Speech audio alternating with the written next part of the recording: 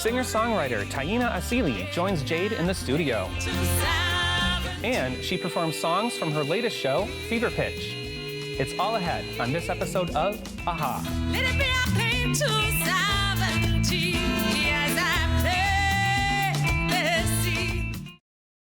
Funding for AHA has been provided by your contribution and by contributions to the WMHT Venture Fund. Contributors include the Leo Cox Beach Philanthropic Foundation, Chet and Karen Alpelka, Robert and Doris Fisher-Melisardi, and the Robeson Family Foundation. At M&T Bank, we understand that the vitality of our communities is crucial to our continued success. That's why we take an active role in our community. M&T Bank is pleased to support WMHT programming that highlights the arts, and we invite you to do the same.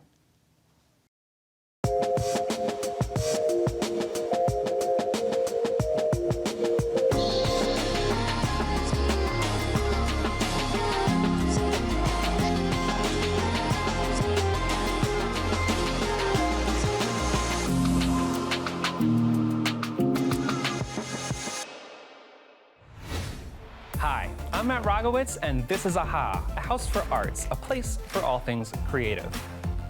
Taina Asili is a singer-songwriter, poet, and activist who recently premiered her latest interdisciplinary production called Fever Pitch. Here's Jade Warwick with more. Hi, Taina. Welcome to A House for Arts. Hello, hello. Yeah. Thank you so much for having me. Thank you. I'm very excited to talk about everything you're diving into creatively right now. But to begin, I know you've done punk, reggae, opera, and a lot more. So how do all these genres connect, and why do you dabble and play in a lot of them? For me, art in general is about connecting with heart and with spirit. And for me, dipping into different genres, it gives me different ways of connecting with emotions that live within me. You know, the beautiful complexity of the many emotions that we feel, right? Sometimes we don't just feel anger. Yeah. We might feel anger, and we might feel grief, and we might feel sadness. We might feel joy, and we might feel like rebellious spirit, right? So the more tools that I have, right, the more paint that I have to paint with, it allows me to be able to really tap into the complexity of my emotions and maybe even the emotions of folks who are listening to me. So, you know, I started out in a family that had a lot of Afro-Latin roots and upbringing, Puerto Rican family. My father was a conga player, and my mother was a salsa dancer and a dancer of a folkloric art called bomba. And you know, they really kind of rooted me in that rhythm. But then I got into punk rock, as you said, you know, and punk rock allowed me to express the rage that I was feeling growing up as a young queer Latina in upstate New York and all the things that I dealt with in regards to that. So, you know, as I've grown older, I've moved through all these different types of art forms. As you mentioned opera, and I also studied opera around that time as well because I loved classical voice, and I loved Broadway, and I loved singing musicals, and that tapped into some sort of like romantic, dramatic parts of me that I needed to express. And today, you know, I'm always still seeking. I'm still seeking to learn, still seeking to challenge myself to tap into new areas. Later on in my life, I studied flamenco and lived in Spain for short periods of time. That was a beautiful experience as well, really challenging, really, really difficult. And I just love to continue to push myself. It helps me to grow. And have fun. And enjoy, yes. And have fun, because it's probably so fun to be able to play within all these genres, and I don't know, probably just, you know, as an artist, we don't like to stay stagnant. That's not our thing, right? For sure. So I know a lot of your themes within your music and your artwork deals with protests and justice and advocacy and healing. Yeah. So why is that so important to your work and yourself, and how do you intertwine this within your work?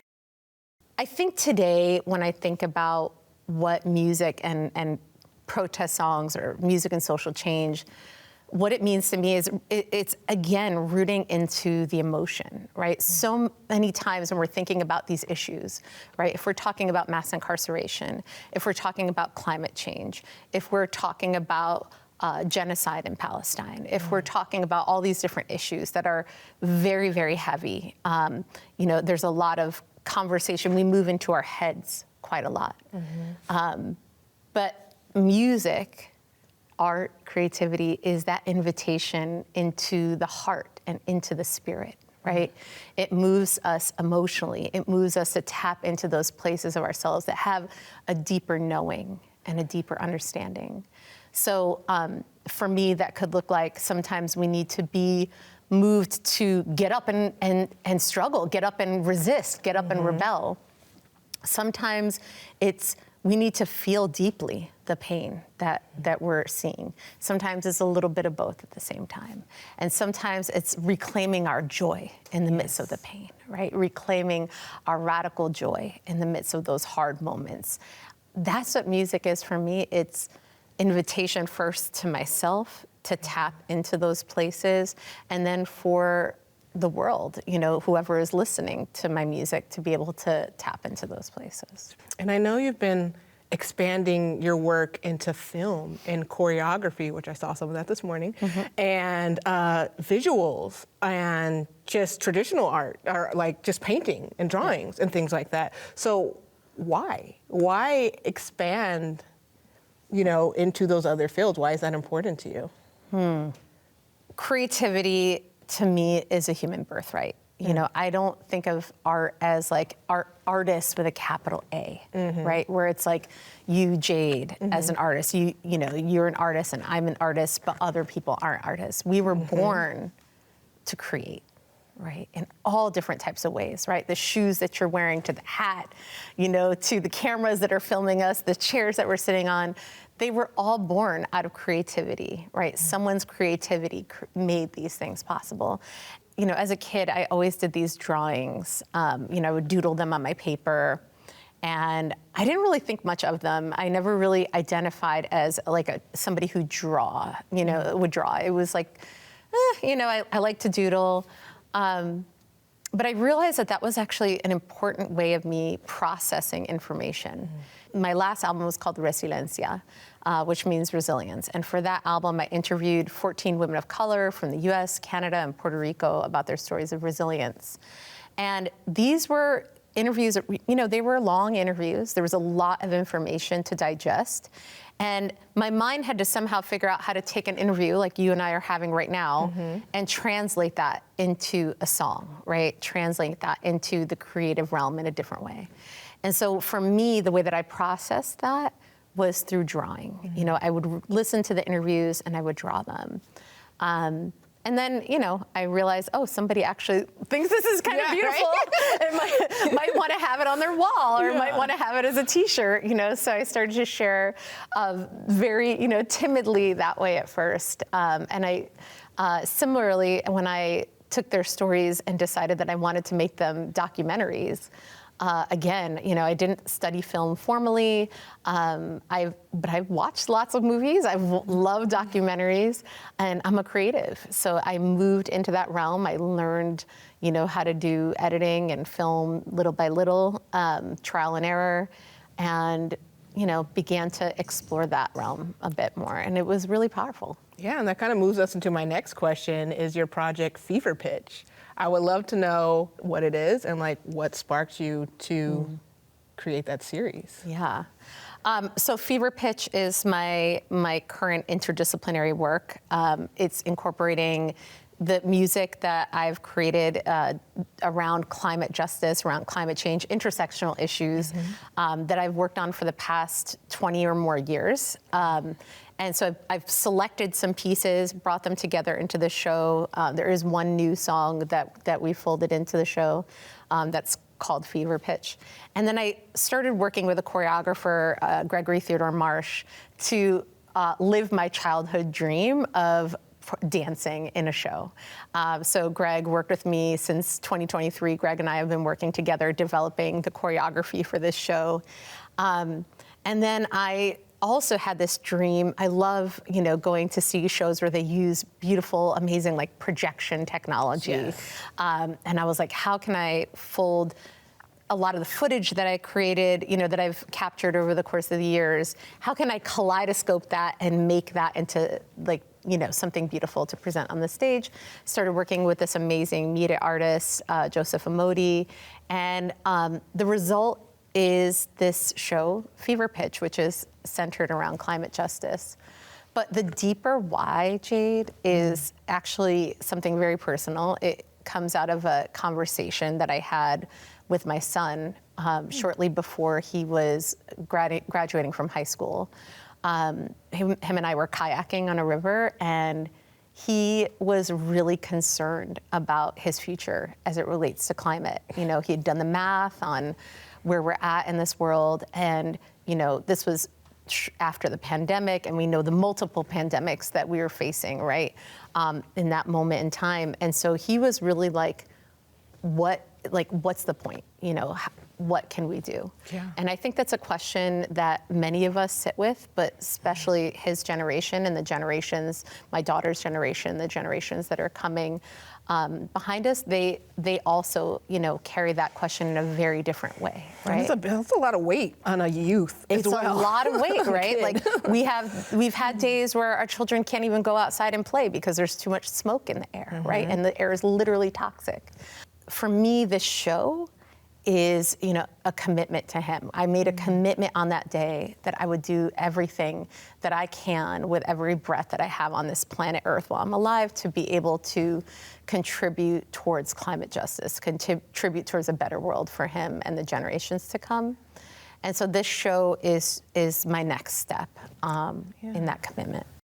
It is going to be premiered locally in 2025 and 2026. There'll be performances. We'll be announcing them, so you can check them on our website. Awesome. But yeah, there's a lot coming with this, and I look forward to sharing it with our community. It really hits, especially when you talked about the youth, because as a youth worker, I feel that. I feel the despair from them, and they need something like you're creating, so thank you. Yeah, and thank you for joining us today, Taina. I appreciate you so much. Thank you for having me.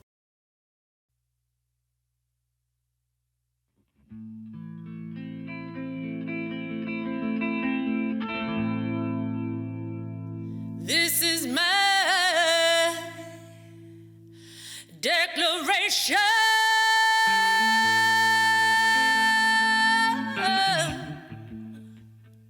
to be fully alive, healing.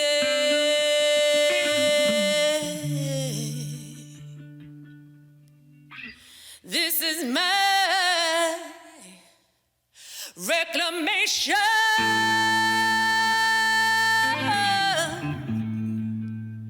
of my ancestral wisdom.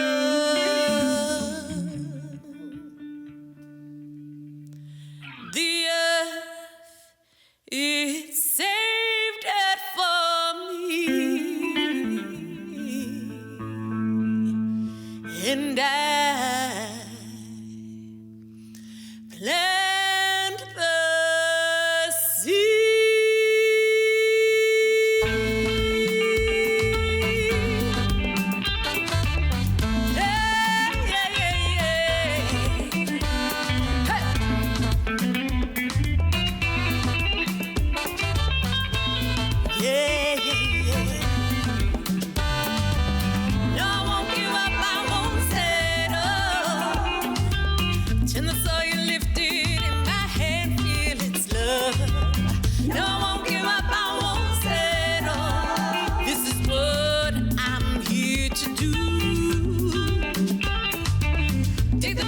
Turning us to land, ancestors calling from the depths of the earth. Take the path returning us to land. Let it be our medicine, 'cause all that we need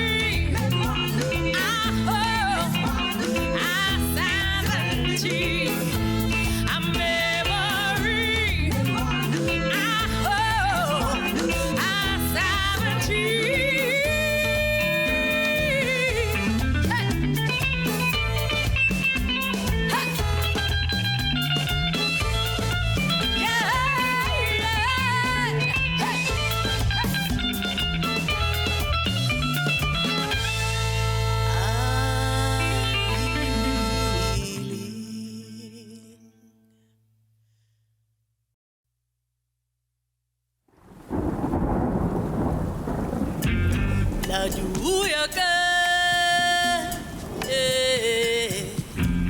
el río nos guía. La lluvia cae, el río nos guía. La lluvia cae, el río nos guía. La lluvia cae, el río nos guía.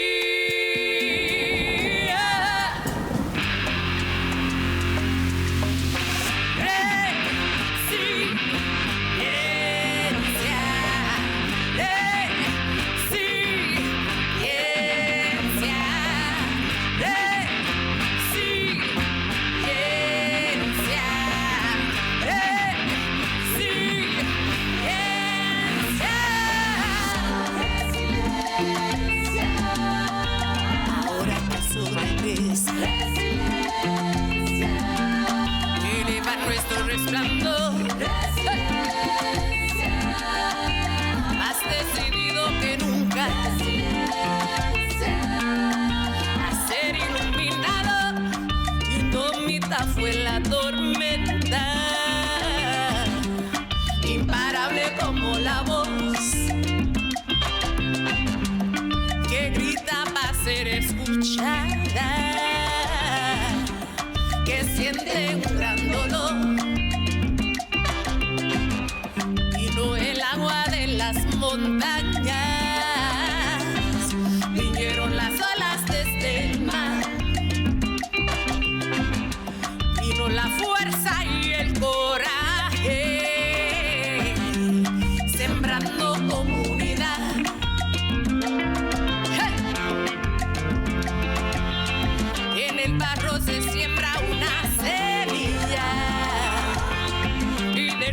sufrimiento y la agonía, la esperanza para un nuevo día. Ha nacido resiliencia,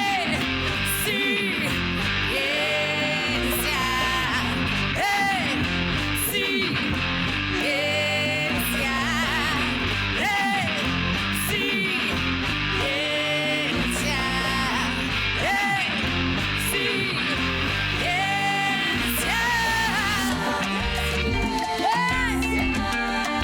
ahora que eso regresa, que le da nuestro resplandor, más decidido que nunca a ser iluminado, la fuerza se ha transformado. Muy adentro la he de crear, construyendo nuevos recursos y nueva posibilidad. El amor de los antepasados está vivo en la tierra para guiarnos y recordarnos que tenemos la capacidad. En el barro se siembra una semilla y de sufrimiento y la agonía, la esperanza para un nuevo día. Ha nacido la lluvia cae, que Dios nos guía. La lluvia cae, el río nos guía. La lluvia cae,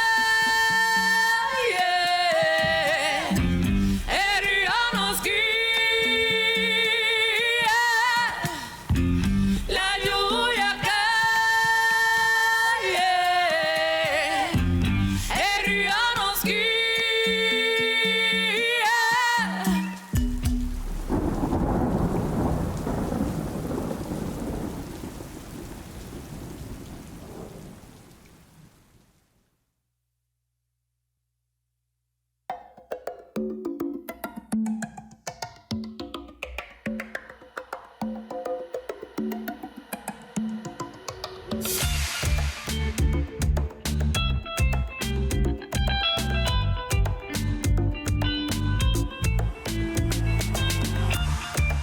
No permission to say no more, wait no more, take no more.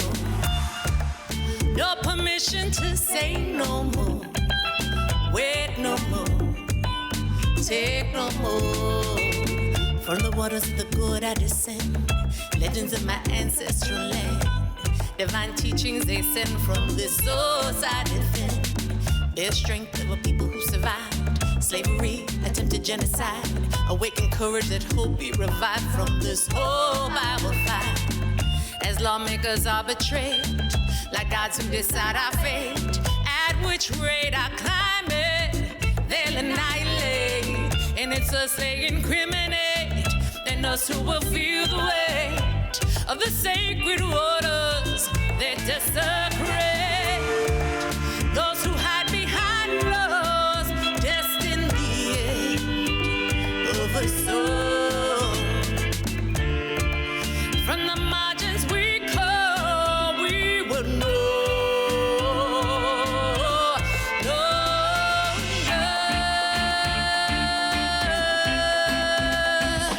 Negotiate our survival. No longer negotiate our survival. No permission to say no more, wait no more, take no more. No permission to say no more, wait no more, take no more. Feel the waters beginning to rise, warnings of us traumatized. In front of our eyes, recipes of our demise. But from the waters of the God we resist, born with medicine and truth in our fists. Cease and desist, reclaim the right to exist. Those who hide behind rows, destined the end of a soul. From the margins we call, we will know no longer negotiate our survival, no longer negotiate our survival. Out of the gourd we flow, guided by the past and of tomorrow. And like a river surge, we will take over, surrender the power, 'cause we won't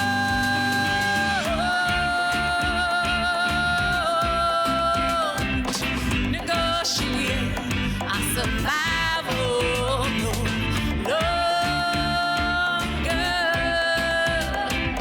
Negotiate our survival no longer.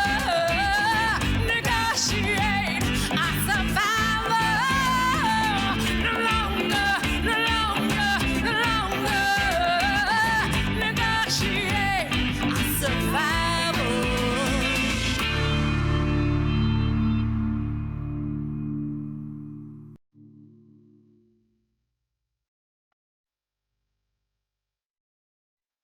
Thanks for joining us. For more arts, visit WMHT.org/AHA and be sure to connect with us on social. I'm Matt Rogowitz. Thanks for watching.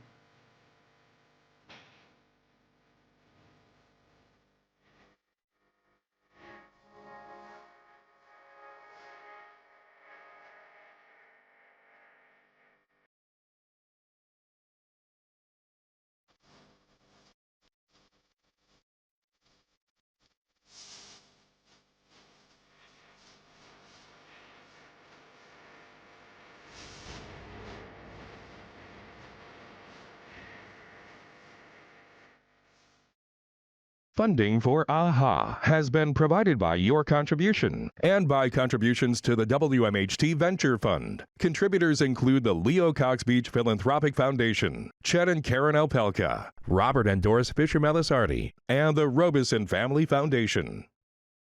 At M&T Bank, we understand that the vitality of our communities is crucial to our continued success. That's why we take an active role in our community.